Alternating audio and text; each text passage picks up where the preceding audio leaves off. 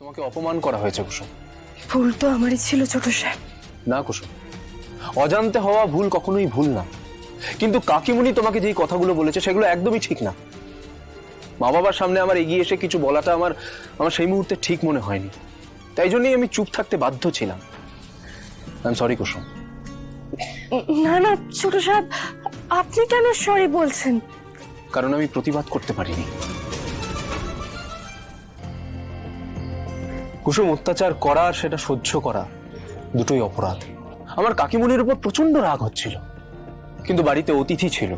আমি চাইনি মেঘার সামনে কোনো সিন ক্রিয়েট করতে, কিন্তু কাকিমুনি তোমার সাথে এইভাবে কথা বলতে পারে না কুসুম। ছোট সাহেব, যা হয়ে গেছে তা হয়ে গেছে, সেটা তো আর বদলাবে না। আপনি ছেড়ে দিন না। না কুসুম, সমস্ত কিছু এভাবে ছেড়ে দেওয়া যায় না। ছোট সাহেব, এত রেগে যাচ্ছেন কেন? কেন মানে? কুসুম, তুমি আমার বন্ধু, আমার অধিকার আছে তোমার পাশে দাঁড়ানোর। কেউ যদি তোমাকে নিচু দেখাতে চায় তাহলে তাহলে আমার তো খারাপ লাগবেই। এটাকেই তো বন্ধুত্ব বলে। কুসুম, তুমি তো আমাকে শিখিয়েছো আসল বন্ধুত্বটা কি। না হলে তো ব্যবসা, মিটিং, ডিল এই সমস্ত কিছু নিয়ে আমি জড়িয়ে থাকতাম।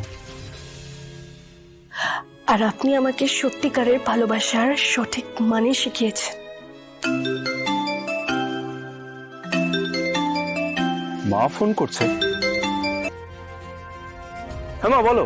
হ্যাঁ আয়ুষ, একটু তাড়াতাড়ি বাড়ি এসো তো, জরুরি দরকার আছে। হ্যাঁ মা, আমি এখনই আসছি। মা, এই ছবিগুলো দেখো। বাহ, কুসুম, তোমাকে যদি কেউ কিছু বলে তাহলে তার বিরুদ্ধে আমি রুখে দাঁড়াবই। I promise.